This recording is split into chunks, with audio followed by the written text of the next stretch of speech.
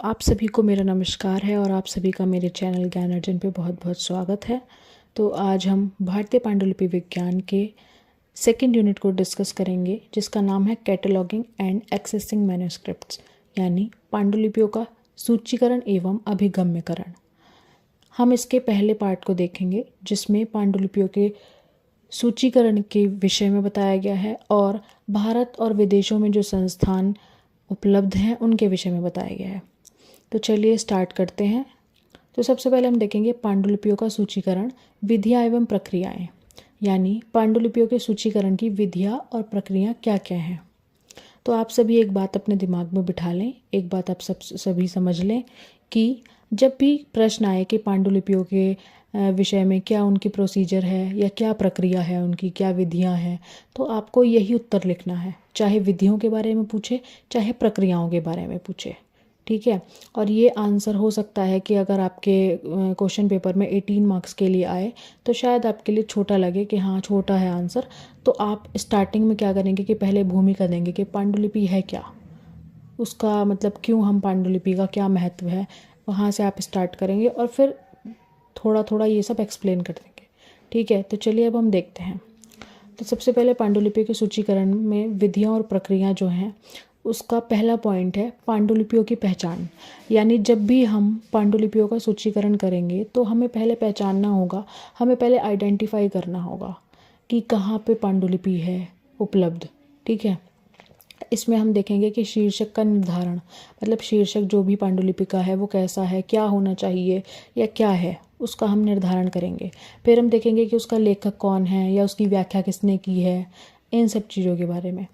फिर हम उसकी भाषा को और लिपि को पहचानेंगे, उसकी पहचान करेंगे, उसका अध्ययन करेंगे। फिर हम विषय, उसके अंदर कौन कौन से विषय हैं, कौन कौन से उपविषय हैं, उनको देखेंगे। फिर संकलन स्थान, मतलब किस स्थान पे वो पाई गई है, किस स्थान से हमें मिली है, उसको देखेंगे। या अगर कहीं पे कोई से आर्काइव में या फिर किसी अभिलेखागार में वो रखी हुई है तो हम उसके विषय में उसमें लिखेंगे। तो पहला पॉइंट है हमारा पांडुलिपियों की पहचान। अब दूसरा जो पॉइंट है वो है भौतिक विवरण, यानी फिजिकल डिस्क्रिप्शन। इसमें हम देखेंगे कि भौतिक मतलब कि हमारा फिजिकल डिस्क्रिप्शन है कैसा, फिजिकली जो हम पांडुलिपि है उसको उसके विषय में क्या पढ़ेंगे। तो इसमें देखेंगे कि पृष्ठ संख्या कितनी है, कितने पन्ने हैं उसके अंदर, क्या आकार है, किस आकार में है वो, क्या क्या उसमें आयाम दिए गए हैं, किस चीज़ पर वो लिखी गई है, क्या आधार है उसका, कागज है, भोजपत्र है, ताड़पत्र है, ताम्रपत्र है, जो हमने फर्स्ट यूनिट डिस्कस करा था। फिर है बंधन शैली, किस प्रकार से उसको बांधा गया है, आवरण कैसे उसको लिखा गया है, क्या उसका टेक्निक है, और स्याही, उसके अंदर कौन सी स्याही का यूज़ किया गया है, काले रंग की स्याही है, रंगीन स्याही का यूज़ करा गया है। फिर उसके बाद में है क्षति या संरक्षण स्थिति का उल्लेख, अगर वो टूटी फूटी है या कहीं उसको कोई मतलब कीट पतंगों ने उसको खा लिया है या कुछ उसके द्वारा उसकी क्षति हो गई है, तो उसका भी हम इसमें उल्लेख करेंगे भौतिक विवरण में। अगला है सामग्री विवरण, यानी कंटेंट डिस्क्रिप्शंस। इसके अंदर हम देखेंगे कि पांडुलिपि का संक्षिप्त सार, कि उसका सार क्या है, शॉर्ट में क्या सार है उसका। फिर हम देखेंगे अध्याय, कितने अध्यायों में, कितने सर्ग में, कितने कांड में उसको विभाजित किया गया है। फिर हम देखेंगे परिशिष्ट, यानी कि जो उसकी बिब्लियोग्राफी है उसमें क्या है, टीकाएं तथा टिप्पणियों का उल्लेख करेंगे। फिर अनुक्रमणिका एवं प्रबंधन, और अंत में श्लोक, वाक्यों का संकेत। उसके बाद में है वर्गीकरण, यानी किस प्रकार हम उसका वर्गीकरण करेंगे। तो विषय के अनुसार कर सकते हैं, हम उपवर्गों में विभाजन भी कर सकते हैं, उसका समय के अनुसार कर सकते हैं, शैली के अनुसार कर सकते हैं, परंपरा आदि के अनुसार कर सकते हैं। उसका जो वर्गीकरण है वो इन सब के अकॉर्डिंग कर सकते हैं। अब देखिए, अब उसमें था कि पांडुलिपियों की तरीके और प्रक्रियाएं। तो अब यहाँ पे हम देखेंगे सूचीकरण के प्रकार, यानी कि उसकी प्रक्रियाएं कौन कौन सी हैं, किस किस प्रक्रिया से हम इसको कर सकते हैं। तो यहाँ पे हमारे पास 3 प्रक्रिया हैं, जो मुख्य हैं वो 3 प्रक्रिया हैं हमारे पास। वैसे तो और भी पाई जाती हैं पर मुख्यतः हमारे पास 3 प्रक्रिया हैं, जिसमें पहला है कार्ड इंडेक्स। अब इसमें क्या होता है कि छोटी, बिल्कुल न्यूनतम जो प्रविष्टि है, यानी कि छोटी आवश्यक सूचना जो है वो हम इसके अंदर लिखते हैं। आमतौर पर संरक्षक कार्ड इंडेक्स का उपयोग करते हैं और मानक कार्ड इंडेक्स के लिए आवश्यक न्यूनतम फील्ड क्या क्या है, मतलब इसके लिए क्या क्या हमें इसके अंदर लिखना होता है। तो शीर्षक लिखते हैं हम इसके अंदर, लेखक कौन है, पांडुलिपियों का संग्रह कहाँ पे है, टीका टीकाकार कौन है, पांडुलिपियों की स्थिति, पदार्थ किस पे लिखी गई है, स्थिति भाषा, इन सब के विषय में हम इसमें चर्चा करते हैं। दूसरा है अभिलेख, अभिग्रहण रजिस्टर, एक्सेशन रजिस्टर, इसको हम परिग्रहण रजिस्टर भी बोलते हैं। इसमें क्या करेंगे, प्रत्येक पांडुलिपियों की मूल सूची प्रविष्टि, यानी उसकी मूल सूची क्या है उसको हम लिखेंगे। जैसे कि शीर्षक हो गया, लेखक हो गया, टीका हो गया, टीकाकार हो गया, वही सब इसमें भी है। इसको मास्टर रिकॉर्ड कहा जाता है, क्योंकि इसमें पूरा कोई भी पांडुलिपि है उसका मास्टर रिकॉर्ड तैयार किया जाता है। ठीक है। अब अगला है हमारा वर्णनात्मक सूची। तो वर्णनात्मक सूची में हम विस्तृत विवरण देते हैं किसी भी पांडुलिपि का। इसके अंतर्गत हम भौतिक विवरण देते हैं, सूचीपत्र विवरण देते हैं और प्रकाशन के विषय में हम बताते हैं। भौतिक विवरण यानी कि उसका शारीरिक विवरण कैसा है, कहाँ पे वो पाई गई है, शीर्षक क्या है, कोई और शीर्षक क्या है, उसका अन्य शीर्षक, लेखक कौन है, टीका क्या है और कहानी क्या है, उसकी भाषा क्या है, इन सब के विषय में। फिर है सूचीकरण विवरण यानी कैटलॉग विवरण, कि कैटलॉग में क्या क्या लिखा गया है। तो इसमें आएगा सूची का शीर्षक, सूचीकार संपादक कौन है, विशेष संग्रह कहाँ पे है, वर्ष क्या है, सीरियल नंबर क्या है इसका, भाग नंबर क्या है, बंडल नंबर क्या है, हम इन सब के विषय में इसके दूसरे पार्ट सूची पत्र विवरण में हम देखेंगे। फिर है तीसरा प्रकाशन, यानी प्रकाशन विवरण कैसे होगा। तो उसमें शीर्षक, संपादक, अनुवादक, अनुवाद, भाषा, प्रकाशक, जगह, वर्ष, इन सब के विषय में हम जानते हैं। तो अगर आपके में आए एग्ज़ाम में कि हाँ इसकी कौन कौन सी प्रक्रियाएं हैं, तो इसका ये आंसर जो है टाइप्स ऑफ कैटलॉग, ये यहाँ पे मैंने शॉर्ट में दिया है क्योंकि समय का अभाव था थोड़ा, इसी वजह से यहाँ पे शॉर्ट में दिया है, बट मैंने आपको पूरा एक्सप्लेन कर दिया है। जो मैंने एक्सप्लेन किया है आप उसके अकॉर्डिंग अपने नोट्स बना सकते हैं। तो अब हम नेक्स्ट को देखते हैं।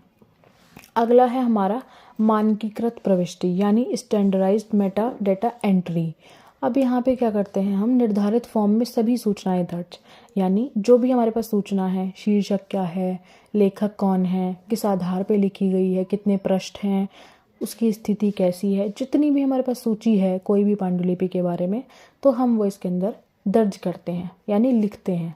लिप्यंतरण, ट्रांसलिट्रेशन का मानक प्रारूप, यानी जो भी हमने उसमें जो भी पांडुलिपि है उसका लिप्यंतरण, यानी उसको थोड़ा सा हम अपने क्या कहते हैं उसको कन्वर्ट करके, मतलब अगर उसके अंदर कोई त्रुटि थी उसको सही करके हम उसको लिखते हैं।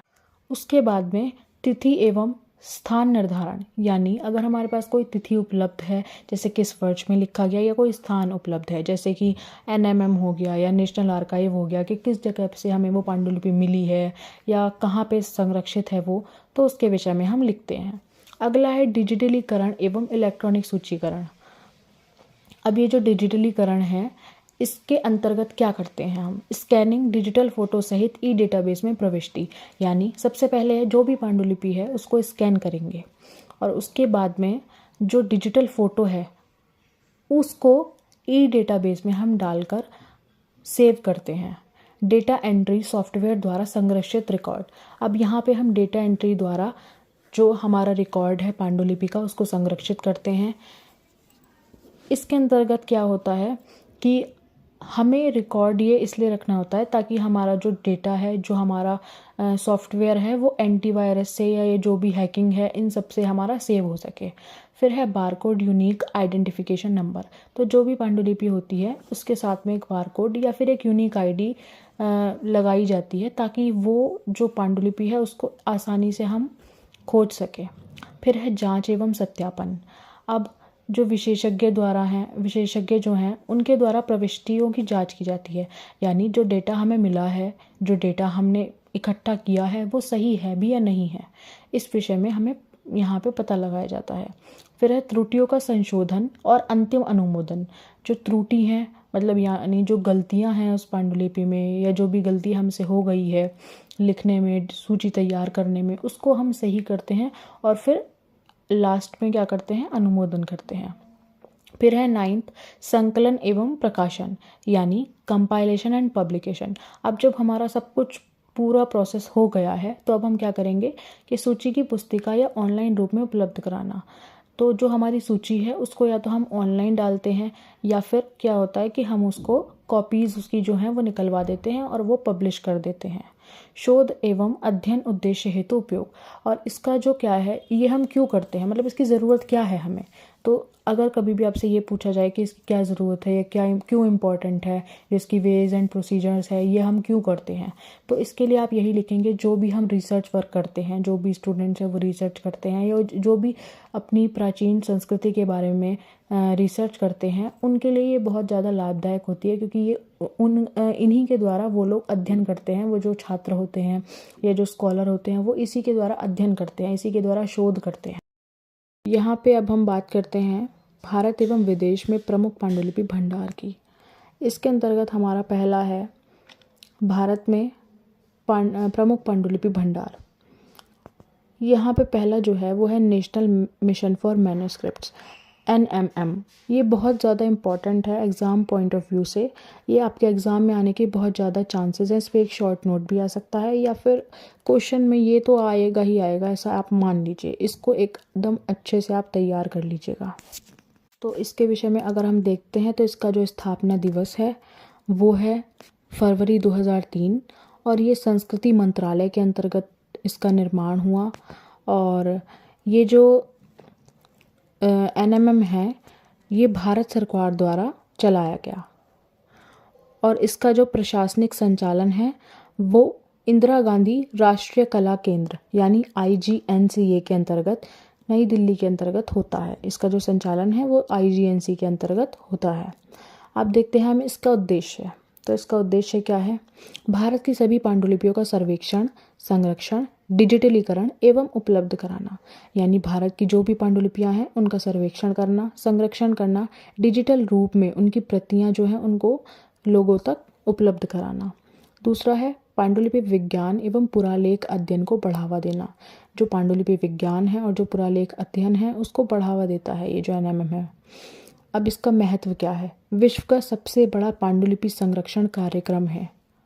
इसमें लाखों पांडुलिपियों का डिजिटल डेटा तैयार है और बहुत सारी पांडुलिपियों का हमें जो है वो फ्री में भी, अगर हम इसकी वेबसाइट पे जाएंगे namami.government.in पे, तो उस पर हमें फ्री में हम पांडुलिपियों को देख सकते हैं जो डिजिटल फॉर्म में है। अब है कार्यप्रणाली। देश भर में MRCs यानी मैन्युस्क्रिप्ट रिसोर्स सेंटर्स और MPCs यानी मैन्युस्क्रिप्ट प्रिजर्वेशन सेंटर्स ये चलाता है। ये क्या काम करते हैं? प्रशिक्षण का काम करते हैं। लोगों को मतलब गाइड करते हैं, लोगों के अंदर अवेयरनेस फैलाते हैं। और दूसरा क्या है? कार्यशालाएं, यानी ये प्रयोगशालाएं, कार्यशालाएं निर्माण करते हैं। फिर है शोध अनुदान, शोध के लिए भी लोगों को जो रिसोर्स है वो देते हैं, ये उपलब्ध कराते हैं। फिर है पाठ्यक्रम तथा डेटाबेस का निर्माण। जो पाठ्यक्रम है या जो डेटाबेस है उसका भी निर्माण करते हैं। अब हमारा सेकंड है इसमें नेशनल आर्काइव्स ऑफ इंडिया। ये जो भी मैं आप सबको डेटा दे रही हूँ, इस डेटा को तो आप लिखेंगे ही, साथ में आप इसको थोड़ा जो भी आप अगर कर सकते हो अपनी साइड से तो उसको थोड़ा अच्छे से कर लीजिएगा, अगर आप इन सबको याद कर सकते हो तो, क्योंकि ये थोड़ा इम्पॉर्टेंट क्वेश्चन है और ये एग्ज़ाम में आने के बहुत चांसेस हैं। हो सकता है कि इसमें शॉर्ट नोट आ जाए किसी पे भी इनमें से, और या फिर कोई क्वेश्चन ही पूरा बन के आ जाए कि हाँ भारत में और विदेश में कौन कौन से पांडुलिपि संग्रहालय हैं या पांडुलिपि अभिलेखागार हैं। तो अब देखिए, दूसरा है नेशनल आर्काइव्स ऑफ इंडिया यानी राष्ट्रीय अभिलेखागार। ये कहाँ पे स्थित है? ये नई दिल्ली में स्थित है। इसकी स्थापना जो है वो 1891 में इंपीरियल रिकॉर्ड डिपार्टमेंट के द्वारा हुई थी। ये ब्रिटिश सरकार जब मतलब अंग्रेज़ों का शासन था उस टाइम पे ये हमारे यहाँ पे इसको कोलकाता में स्थापित किया गया था। उसके बाद में 1947 में इसको कोलकाता से दिल्ली शिफ्ट किया गया और इसका नाम राष्ट्रीय अभिलेखागार हो गया तभी से। इसका जो उद्देश्य है वो है भारत का ऐतिहासिक दस्तावेज, पांडुलिपि, सरकारी अभिलेख सुरक्षित करना। इसमें आप बस इतना याद रख लीजिए कि यहाँ पर हम सरकारी दस्तावेज़ों को, ऐतिहासिक दस्तावेज़ों को सुरक्षित करते हैं, संरक्षण करते हैं उनका। यहाँ पे शोधकर्ताओं को वास्तविक प्राथमिक सामग्री उपलब्ध कराई जाती है। इसका जो महत्व है वो मुगल औपनिवेशिक आधुनिक भारत के दस्तावेज़ों का विशाल संग्रह है। मतलब यहाँ पे इन सब का बहुत बड़ा एक पांडुलिपि संग्रह मिलता है। इसकी जो कार्य प्रणाली है, तो अभिलेखों का संरक्षण करता है ये। माइक्रो फिल्मिंग, यानी जो भी पांडुलिपियाँ हैं उनकी छोटी छोटी फिल्म ये तैयार करता है। और इसका क्या है, डिजिटलीकरण। शोधकर्ताओं को रीडिंग रूम की सुविधा, ये शोधकर्ता जो भी होते हैं उनको रीडिंग रूम प्रोवाइड करता है। तीसरा है भंडारकर ओरिएंटल रिसर्च इंस्टीट्यूट। अब अगर हम ये वाला देखें, भंडारकर ओरिएंटल रिसर्च इंस्टीट्यूट, तो ये पुणे में स्थित है और ये रामकृष्ण गोपाल भंडारकर जी के नाम पर इसका नाम रखा गया, जो एक इतिहासकार थे। तो ये जो भंडारकर ओरिएंटल रिसर्च इंस्टीट्यूट है, बोरी है, ये इसकी जो स्थापना है वो 1917 में हुई। इसका जो उद्देश्य है वो प्राच्य भाषा और संस्कृति पर शोध, इसका ये उद्देश्य है। और विशेषकर संस्कृत पांडुलिपियों को ये संरक्षित करता है। इसका जो महत्व है वो महाभारत का आलोचनात्मक संस्करण यहीं संपादित हुआ। उसके बाद में यहाँ पे 28,000 से भी ज़्यादा पांडुलिपियाँ उपलब्ध हैं। इसकी जो कार्यप्रणाली है, यहाँ पे सूचीकरण किया जाता है, संरक्षण होता है, प्रकाशन होता है। मतलब जो भी पांडुलिपि सही की जाती हैं उनकी सूची तैयार की जाती है, उनका प्रकाशन किया जाता है। शोध छात्रवृत्ति, जो भी स्टूडेंट्स रिसर्च कर रहे हैं उनको गाइड किया जाता है। प्रशिक्षण, लोगों को अवेयरनेस और गाइडेंस दिया जाता है, तब नॉलेज प्रोवाइड कराई जाती है। फिर है हमारा सरस्वती महल लाइब्रेरी, तंजावर, तमिलनाडु। ये हमारी तमिलनाडु में स्थित है। इसका जो स्थापना का वर्ष है वो 16वीं से 17वीं शताब्दी के बीच का माना जाता है। ये नायक और मराठा राजाओं द्वारा स्थापित कराया गया था। बाद में सार्वजनिक पुस्तकालय बन गया ये 1918 में। इसका जो उद्देश्य है वो है दक्षिण भारतीय कला को संरक्षित करना और संस्कृति एवं धर्म से जुड़ी जितनी भी पांडुलिपियां हैं उनको संरक्षित करना। इसका जो महत्व है वो एशिया की सबसे पुरानी, जो भी एशिया की सबसे प्राचीन और समृद्ध पांडुलिपि पुस्तकालय है उसमें से एक है ये। इसमें 60,000 से भी ज़्यादा ताड़पत्र एवं कागज़ की पांडुलिपियाँ उपलब्ध हैं। कार्य प्रणाली जो है इसमें पांडुलिपियों का डिजिटलीकरण होता है, अनुवाद किया जाता है, यानी उनको हिंदी टू इंग्लिश और इंग्लिश टू हिंदी कन्वर्ट किया जाता है और प्रकाशन किया जाता है। पारंपरिक लेखन पद्धतियों पर शोध, यानी जो प्राचीन काल से लेखन पद्धति चली आ रही हैं उन पर शोध किया जाता है, रिसर्च की जाती है। अगला है हमारा ओरिएंटल रिसर्च इंस्टीट्यूट। ये हमारा स्थित है मैसूर में। इसका जो स्थापना वर्ष है वो 1891 है, 1891 है। और ये जो मैसूर के वाडिया राजवंश थे उनके द्वारा ये संरक्षित किया गया, उनके द्वारा ये स्थापित किया गया। इसका जो उद्देश्य है वो है संस्कृत, प्राकृत और दक्षिण भारतीय भाषाओं की पांडुलिपियों का संग्रह करना और उनको संपादन करना। इसका जो महत्व है वो है वेद, शास्त्र, व्याकरण, आयुर्वेद, नाट्य कला विषयक पांडुलिपियों का विशाल संग्रह ये बनाता है। कार्यप्रणाली जो है इसके अंदर संरक्षण, सूचियाँ तैयार की जाती हैं, विद्वानों के लिए रीडिंग की सुविधा दी जाती है और ये प्रकाशन का कार्य भी करता है। यहाँ पे कौटिल्य अर्थशास्त्र जैसी बुकों का, मतलब जैसी जो बुक्स हैं या फिर जो किताबें हैं उनका भी संस्करण प्रकाशित किया जाता है। अब है हमारा अगला Kerala university oriental research institute and manuscript library, Thiruvananthapuram. इसकी जो स्थापना है वो 1908 में हुई।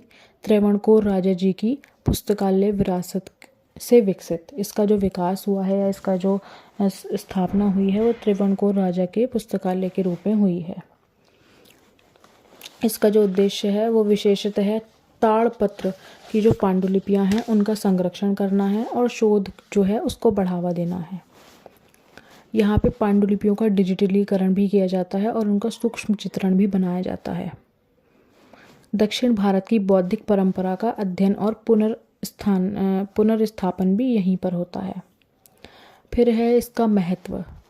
आयुर्वेद, तंत्र, वेदांग, गणित, ज्योतिष, इन सब के विषय में यहाँ पे पांडुलिपियाँ हमें प्राप्त होती हैं और कम से कम 70,000 से भी ज़्यादा पांडुलिपियाँ हमें यहाँ पर प्राप्त होती हैं।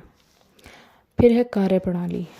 इसकी जो कार्यप्रणाली है इसके अंतर्गत अत्याधुनिक संरक्षण प्रयोगशाला, यानी जो बहुत ज़्यादा मॉडर्नाइज या फिर डिजिटल फॉर्म वाली जो एक प्रयोगशाला है वो यहाँ पर है। डिजिटलीकरण किया जाता है, यहाँ पे शोध प्रशिक्षण किया जाता है, सूचीकरण किया जाता है।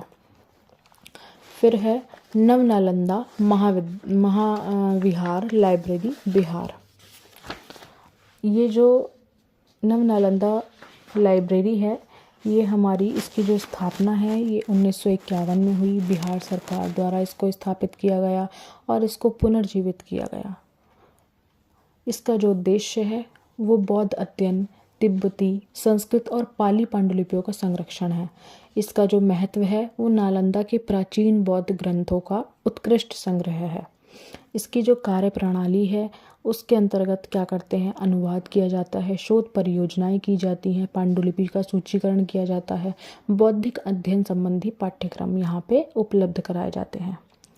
अब अगर हम बात करें विदेश के प्रमुख पांडुलिपि भंडार की, तो मैं अगर भारतीय पांडुलिपि भंडार की बात करूं तो उसके अंतर्गत आपको एक तो NMM बहुत इंपॉर्टेंट है, एक नेशनल आर्काइव्स बहुत इंपॉर्टेंट है, एक बोरी बहुत इंपॉर्टेंट है और एक नालंदा बहुत ज़्यादा इंपॉर्टेंट है।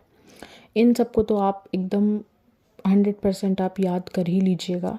अब यदि हम बात करें विदेश के प्रमुख पांडुलिपि भंडार की, तो इसमें सबसे सर्वप्रथम है ब्रिटिश लाइब्रेरी। तो इसकी यदि स्थापना के विषय में बात करें तो ब्रिटिश लाइब्रेरी की स्थापना 1973 में ब्रिटिश लाइब्रेरी एक्ट के अंतर्गत की गई थी। इससे पहले यह ब्रिटिश म्यूजियम का ही हिस्सा थी, जिसके मैन्युस्क्रिप्ट डिपार्टमेंट में पांडुलिपियाँ रखी जाती थी। इसका उद्देश्य जो है वो है विश्व की महत्वपूर्ण पांडुलिपियों एवं दस्तावेज़ों को संरक्षित करना। इसका जो महत्व है वो है भारत, मध्य एशिया, फारसी, यूनानी, चीन की दुर्लभ पांडुलिपियों का विशाल संग्रह एकत्रित करना, या फिर यहाँ पे ये सब एकत्रित हैं। कार्यप्रणाली की यदि हम बात करें तो यहाँ पे डिजिटल अभिलेख प्राप्त होते हैं, ऑनलाइन कैटलॉगिंग होती है, संरक्षण प्रयोगशालाएं यहाँ पे हैं और शोध की सुविधाएं हैं यहाँ पर। फिर है वेटिकन लाइब्रेरी। ये पोप सिक्सटस चतुर्थ द्वारा इसकी स्थापना जो है वो 1475 में की गई थी। इसका जो उद्देश्य है वो कैथोलिक चर्च की बौद्धिक विरासत और विश्व की धार्मिक पांडुलिपियों का संरक्षण करना है। इसके यदि हम महत्व की बात करें तो विश्व की सबसे प्राचीन और जो प्रतिष्ठित पुस्तकालय हैं उनमें से ये एक है। 80,000 से भी ज़्यादा पांडुलिपियाँ यहाँ पर उपलब्ध हैं जो धर्म, दर्शन, इतिहास और कला के विषय में बताते हैं। फिर है हमारी कार्यप्रणाली।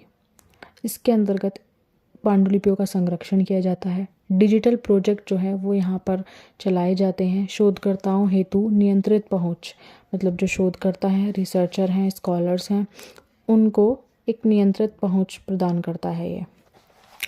फिर है हमारी Cambridge university library, oriental manuscript department, Cambridge. इसकी स्थापना जो है वो 15वीं शताब्दी में हुई। औपचारिक रूप से 18वीं व 19वीं सदी में इसका विकास हुआ। इसका उद्देश्य एशियाई भाषाओं, धर्म एवं इतिहास की पांडुलिपियों को संरक्षित करना। इसका जो महत्व है वो है संस्कृत, पाली, तिब्बती, अरबी, फारसी, चीनी पांडुलिपियों का बड़ा संग्रह तैयार करना। इसकी जो कार्यप्रणाली है इसके अंतर्गत सूचीकरण किया जाता है, डिजिटलीकरण किया जाता है, शोध, पहुंच, संरक्षण और संरक्षण प्रयोगशाला। अगला है हमारा Oxford University Bodleian library, oriental manuscript section. यहाँ पे जो स्थापना वर्ष है ऑक्सफोर्ड यूनिवर्सिटी का वो 1602 है। बॉडलेन लाइब्रेरी की नींव जो है वो ओरिएंटल सेक्शन के बाद में विकसित हुई। इसका जो उद्देश्य है वो पूर्वी देशों की धार्मिक, साहित्यिक और वैज्ञानिक पांडुलिपियों का संग्रह करना है। इसका जो महत्व है वो है विश्व का एक अत्यंत समृद्ध ओरिएंटल पांडुलिपि भंडार के रूप में ये है। भारत, फारसी, अरब, चीन, जापान आदि की दुर्लभ पांडुलिपियाँ यहाँ पे उपलब्ध हैं। इसकी जो कार्य प्रणाली है वहाँ पर डिजिटलीकरण किया जाता है, अनुसंधान सुविधाएं हमें उपलब्ध कराई जाती हैं, सुरक्षित संरक्षण कक्ष बने हुए हैं यहाँ पे, और समय समय पर प्रदर्शनी भी लगाई जाती हैं। तो यदि हम निष्कर्ष को देखें तो ज्ञान, इतिहास, संस्कृति और सभ्यता का संरक्षण होता है।